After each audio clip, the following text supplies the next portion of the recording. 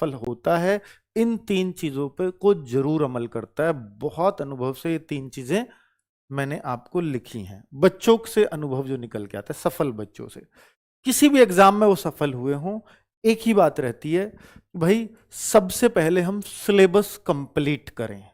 तो syllabus complete चाहे आप क्लास से करें, फ्री क्लास से करें, चाहे बैच से करें।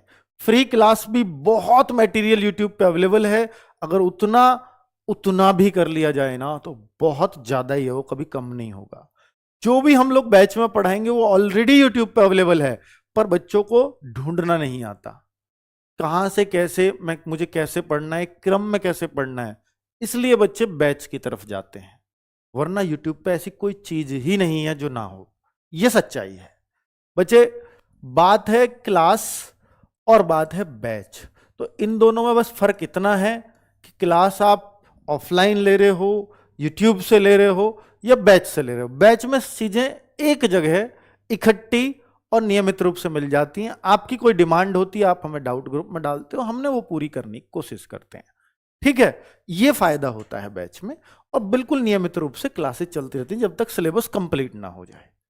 बच्चे बात सेल्फ स्टडी, तो सेल्फ स्टडी भी आप कर सकते हैं। ये सेल्फ स्टडी ही होती है बैच से भी, क्योंकि जब सिलेबस आप कंप्लीट कर रहे हो, और एक तो ये है कि सर मैं बुक से भी तो कर सकता हूं, बिल्कुल कर सकते हो, लेकिन बुक से भी आप डायरेक्टली कई बार नहीं पढ़ पाते हो।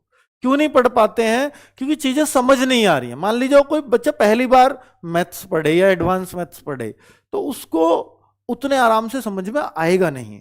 सेल्फ स्टडी मेरे ख्याल से बुक से वही कर पाता है जो एक बार सिलेबस को किसी टीचर की हेल्प से कर लेता है। ये सच्चाई है, ये मानना पड़ेगा आपको।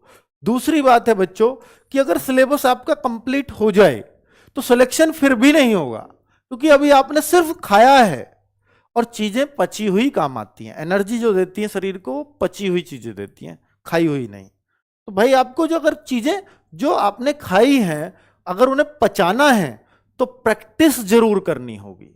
अब ये चाहे यूट्यूब पे प्रैक्टिस सेट्स के माध्यम से करो, या अगेन कि भैया मैं क्लास लूंगा और बुक से प्रैक्टिस करूंगा, वो भी आप कर सकते हो, ठीक है।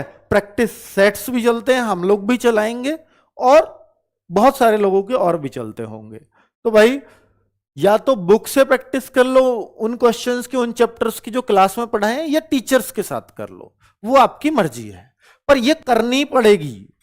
क्योंकि जो चीज सेल्फ स्टडी से ली है उसको कैसे, अब वो क्वेश्चन अभी हम जो सेल्फ स्टडी कर रहे हैं वो पता चला हमने चैप्टर वाइज किया है, लेकिन प्रैक्टिस में हम मिक्स क्वेश्चन की प्रैक्टिस करते हैं, तब हमें पता चलता है कि हम कहां हैं एक्चुअल में, ठीक है। और तीसरी चीज है मॉक टेस्ट। इससे हमारा टाइम मैनेजमेंट होता है। आप कई बार चीजें सीख जाते हो और उन्हें कर भी लेते हो, लेकिन पता लगती है कि हमें टाइम मैनेज करने में बहुत दिक्कत आ रही है। कर तो लेता हूं, समय ज्यादा लगता है, तो फिर चीज काम आती है मॉक टेस्ट। और मैं एक बात और कहता हूं कि अगर आपको किसी चीज पर समय ज्यादा लग रहा हो ना, तो समझ लो उस क्वेश्चन को या उन चीजों को आपको बार बार करने की जरूरत है। आप सोचते होंगे कि सर मुझे क्वेश्चन करना आ गया, बहुत बढ़िया, मैं इसे कभी भी कर सकता हूं। नहीं, ये सफिशिएंट नहीं है। करना आ गया ये सफिशिएंट नहीं है। उस करे हुए को आपने कितनी बार करा है ये जरूरी है सिलेक्शन लेने के लिए कंपटीशन में। तो करी हुई चीज बार बार करना ही प्रैक्टिस होती है, और मॉक टेस्ट में उसी को कर पाओगे जो करी हुई चीज बार बार कर रखी हो। ये ध्यान रखना, मॉक टेस्ट में जो कर दोगे वो एग्जाम में भी कर दोगे, ये पक्का है, ठीक है।